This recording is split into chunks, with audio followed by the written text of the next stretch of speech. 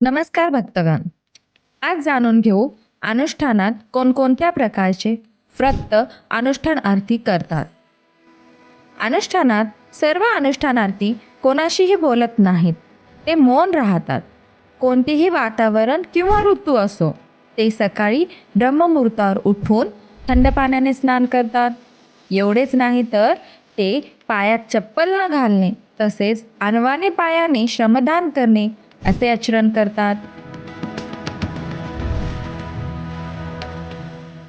कोणी फळे खाऊन, कोणी उपवास करून, तर कोणी नुसतं पाण्यावर आणि हवेवर राहून कठीण असे अनुष्ठान पूर्ण करतात.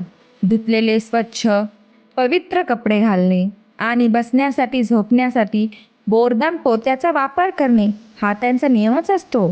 तर तुम्हाला कळलेच असेल, अनुष्ठानात अशा प्रकारचे व्रत हे करत असतात.